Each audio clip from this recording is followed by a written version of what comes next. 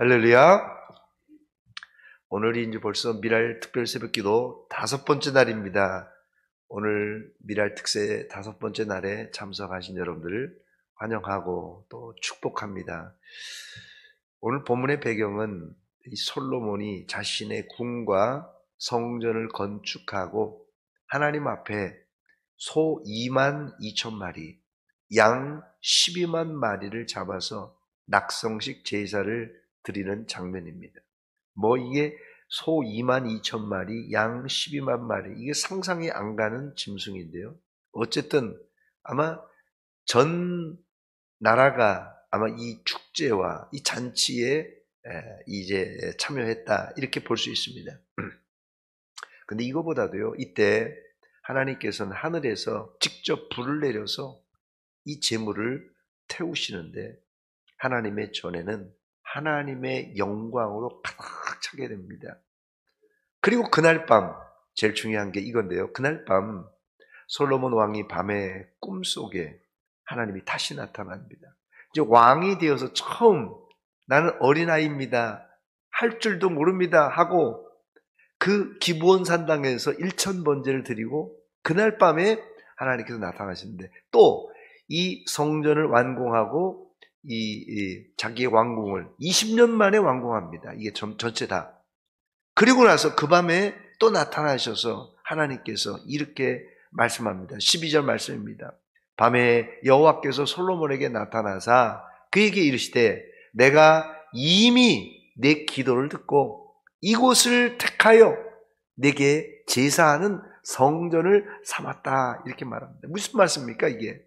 솔로몬이 했던 기도, 이곳을 우리 아버지 다윗이 그렇게 성전을 짓고자 했는데 못했는데 나를 통하여 하나님 이곳에 성전을 짓게 해주세요, 이렇게 기도했는데 솔로몬이 기도하고 택한 이곳을 하나님께서 성전을 짓게 하고 또 이 성전으로 삼았다는 이야기입니다. 그러나 여러분, 중요한 게 있는데 성전은 껍데기 건물을 짓는 것이 중요한 것이 아니라 이 성전에 원래 기능이 있습니다. 이 성전이 어떻게 작동되는가, 이게 더 중요한데, 그러면서 하나님께서 이 성전이 뻔질나게 멋지게 지은 것이 문제가 아니라 언제 이 성전이 너희들에게 필요한가, 이스라엘 백성들에게 왜 이 성전이 필요한가, 그 말씀을 솔로몬에게 들려주고 있습니다. 한마디로 솔로몬은 성전 건축을 딱 완공하고 감사를 드렸지만은 하나님의 생각은 성전이 완공된 이후에 이 성전이 이스라엘에게 어떤 기능을 하고 왜 중요한가를 지금 설명하고 있습니다. 그게 오늘 본문에 나와 있는 본문 13절과 14절에 나오는 내용입니다. 제가 한번 읽어드립니다. 혹 내가 하늘을 닫고 비를 내리지 아니하거나, 혹 메뚜기들에게 토산을 먹게 하거나, 메뚜기 재앙입니다. 혹 전염병이 내 백성 가운데 유행하게 할 때에 내 이름으로 일컫는 내 백성이 그들의 악한 길에서 떠나 스스로 낮추고 기도하여 내 얼굴을 찾으면, 바로 이곳에서 찾으면 내가 하늘에서 듣고 그들의 죄를 사하고 그들의 땅을 고칠지라. 할렐루야. 이 구절이 말입니다, 구약 성경에 나오는 이스라엘의 부흥과 회개운동의 중심 구절입니다. 여기 14절에 기록된 중요한 이 3가지 문구가 나오는데 그 문구를 오늘 찾아보며 기도의 제목을 나누도록 하겠습니다. 첫 번째는 스스로 낮추고입니다. 스스로 낮추고. 부흥과 회개의 첫 단추는 겸손에서 출발합니다. 사람이 범죄하면요, 인간 내부에서 제일 먼저 교만이 올라옵니다. 그리고 하나님의 말씀에 반항하고 거부하는 일이 생깁니다. 하나님은 이스라엘이 목이 곧게 있을 때는 절대 복을 내리지 않습니다. 천부여 의지없어서 손들고 옵니다. 천부여 의지없어서 손들고 옵니다. 하나님 앞에 항복하고 손들며 내가 죄인입니다 고백할 때 하나님께서 비로소 은혜를 베풀어 주십니다. 저도 자녀를 키울 때 본의 아니게 어릴 적에는 매를 들었는데요, 세 아이 중에 매를 적게 맞은 아이가 있어요. 여러분, 첫째, 둘째, 셋째, 첫째, 둘째, 셋째 중에 누가 매를 제일 적게 맞았겠습니까? 착한 아이, 말 잘 듣는 아이, 공부 잘하는 아이? 아닙니다. 아이들이 말 잘 듣고 못 듣고는 다 거기서 거기에요. 매를 제일 적게 맞은 아이는 제가 매를 들면 싹싹 비는 아이입니다. 뭐 아이가 잘못했다고 비는데 뭐 아빠가 뭐 계속 어떻게 때리겠어요. 근데 누가 제일 많이 맞느냐? 매를 들었는데도 그냥 버티는 거예요. 애들 말로 개기는 거예요. 그럼 매를 버는 거예요, 그냥. 이제 두들겨 맞고 나서 그냥 잘못했다고 또 빌어요. 매를 맞기 전에 알아서 그냥 잘못했다고 하면 매 안 맞고 조용히 끝나는데 끝까지 버티다가 매를 버는 것입니다. 하나님 앞에도 우리가 사실 다 죄인이지 않습니까? 우리가 다 죄인이에요. 죄를 안 짓고 내가 살 수 없기 때문에 우리가 모두 죄인이기 때문에 죄를 졌을 때 그때가 중요한데요. 시침이 떼지 말고 교만하지 말고 하나님께 대들지 말고 이러면 하나님께 죽도록 맞는 것이에요. 하나님 앞에 무조건 납작 엎드리시기 바랍니다. 그것이 우리의 살 길입니다.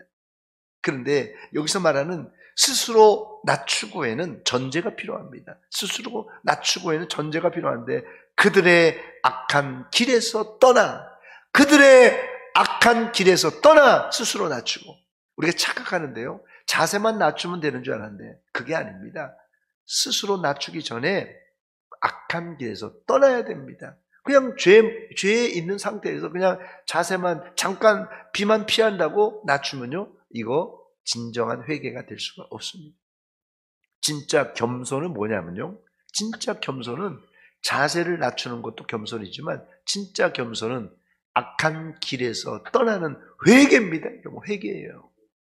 두 번째, 부흥을 일으키는 방법은 기도하여 하나님의 얼굴을 찾으면 우리의 마음의 부흥, 우리의 교회의 부흥, 국가적인 부흥이 일어납니다. 사무엘 D. 고든이라는 학자는 이런 이야기를 했습니다. 오늘날 세상에서 위대한 사람들은 기도하는 사람들이다. 나는 기도에 관해서 말하는 사람을 뜻하는 것이 아니라 또한 기도를 믿는 사람을 말함도 아니다. 나는 오직 시간을 내서 기도하는 사람들을 말하고 있다. 이렇게 유명한 말을 했습니다. 야고보서 5장 17, 18절에 엘리야는 우리와 성령이 같은 사람이지만 그가 비가 오지 않기를 간절히 기도한 즉 생각하거나 기도할까 그게 아니라 기도한 즉 3년 6개월 동안 땅에 비가 오지 아니하고 다시 기도했으니까 하늘이 비를 주고 땅이 열매를 맺었다고 말합니다. 실제 기도하는 자에게 바로 이런 기적이 일어날 줄 믿습니다. 본문 14절에 기도하여 내 얼굴을 찾으면 이런 말은 하나님께서 응답하겠다는 약속입니다. 그러므로 우리는 적극적으로 하나님의 얼굴을 찾아야 합니다. 주님께서도 말씀하셨잖아요. 구하라, 찾으라, 두드리라 말씀하셨습니다. 이제까지 우리가 왜 응답 못 받았습니까? 요한복음 16장 24절입니다. 지금까지는 너희가 내 이름으로 아무것도 구하지 아니하였으나 구하라 그리하면 받으리니 너희 기쁨이 충만하리라 그랬어요. 왜 응답 못 받습니까? 기도하지 않아서 그렇습니다. 적극적으로 하나님의 얼굴을 찾으시기 바랍니다. 그러면 응답 받을 줄 믿습니다. 마지막 세 번째로 진정한 부흥은 죄를 사하고 땅을 고치는 일이 일어나야 됩니다. 이 말은 회개를 전제하는 말입니다. 회개의 문자적인 의미는 방향을 바꾼다는 뜻이에요. 방향을 바꾼다. 회개가 나오려면 반드시 이 방향 전환은요, 그냥 일어나지 않습니다. 의도적인 이 전환이라는 것이요. 방향은 그냥 뭐 바람 부는 대로 방향이 바꾸는 게 아닙니다. 이것은 큰 깨달음이 있어야 되는데 이것은 성령의 감동으로 인한 하나님의 말씀이 깨달아져야 그게 방향을 바꿀 수 있는 것이에요. 즉 말씀 없이도 사실 뉘우칠 수 있죠. 잘못하고 나서 말씀 없이도 뉘우칩니다. 예수 안 믿는 사람도 뉘우칠 수 있어요. 그러나 이것은 금방 시들고 맙니다. 하나님이 일으키는 부흥은 반드시 말씀이 동반된 성령의 감동으로 인한 회개가 뒤따라야 됩니다. 오늘 본문 14절에 영어 성경에는 if라는 말로 시작이 됩니다. if, 만약에 14절에 뭐라고 했습니까? 내 이름으로 일컫는 내 백성이 그들의 악한 길에서 떠나 스스로 낮추고 기도하여 내 얼굴을 찾으면 내가 하늘에서 듣고 그들의 죄를 사하고 그들의 땅을 고칠지라 그랬습니다. 이 뒤에 부분은 하나님의 약속입니다. 즉 회복과 부흥은 이 약속을 붙들고 기도하고 회개할 때 14절 마지막 부분에 뭐라고 써 있습니까? 그들의 땅을 고칠지라. 땅을 고친다고 말하고 있습니다. 무슨 말입니까? 회개하는 사람을 하나님께서 치료하겠다는 말씀입니다. 회개하는 자의 몸도 마음도 그가 사는 나라도 땅도 고치겠다는 회복의 약속입니다. 우리는 어제까지는 우리가 수능 보는 학생들을 위해서 기도했고 오늘부터는 미랄 추수잔치를 위한 태신자 이 VIP 전도를 위해서 집중적으로 기도하려고 합니다. 문제는 죄 지은 마음으로는 기도도 안 되고 전도도 할 수가 없습니다. 전도는 일단 우리의 마음과 몸이 치료받아야 가능합니다. 그 후에야 우리가 다른 사람도 치료할 수 있고 구할 수 있는 것입니다. 그러므로 전도하기 전에 먼저 우리의 심령이 회복되어야 합니다. 그래야 담대하게 전도할 수 있습니다. 말씀을 정리하겠습니다. 부흥은 하나님께 겸손하게 엎드릴 때 시작이 됩니다. 그냥 엎드는 것이 아니라 스스로 죄를 회개하고 엎드리는 것입니다. 또한 부흥은 기도해야 됩니다. 그냥 기도가 아니라 약속을 붙들고 간절히 매달려 기도해야 됩니다. 그때 어떤 일이 벌어집니까? 속죄도 받지만은 하나님과의 관계가 회복되고 우리의 몸도 마음도 이 땅도 회복이 되는 것입니다. 본문 14절을 우리 한 목소리로 같이 읽고 말씀을 마치겠습니다. 같이 읽습니다. 시작. 내 이름으로 일컫는 내 백성이 그들의 악한 길에서 떠나 스스로 낮추고 기도하여 내 얼굴을 찾으면 내가 하늘에서 듣고 그들의 죄를 사하고 그들의 땅을 고칠지라. 아멘.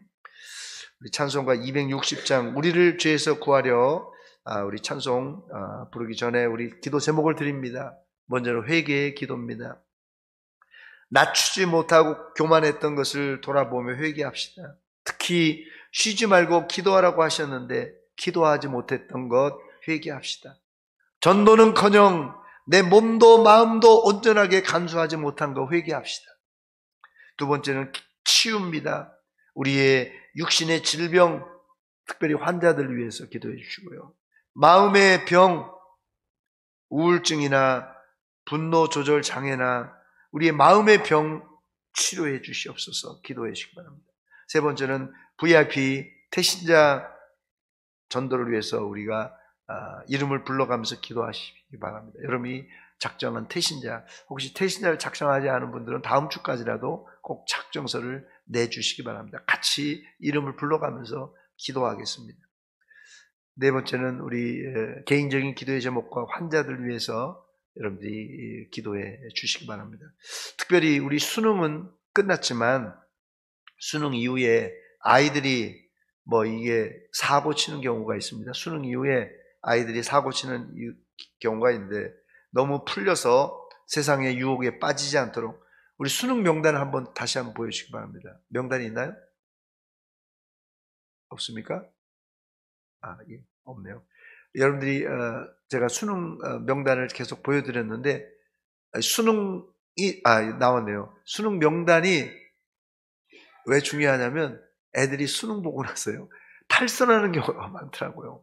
시험을 볼 때까지는 긴장했는데 끝나고 나서 막 고등학교 애들이 막 술도 먹고 막 이렇게 막 탈선하는 경우가 있어요. 그래서 수능 본계 문제가 아니라 그 이후에 잘 관리가 되어서 대학도 들어가야 되고 할 일이 많습니다. 우리 노성민, 안민기, 정건우, 박주영, 신가림, 진가연, 남미경, 김건우, 황태순, 김동명, 박정현, 이 아이들 시험 보고 나서도 관리가 잘 되고 또 하나님께서 좋은 대학에 진학할 수 있도록 이끌어 달라고 기도해 주시기 바랍니다.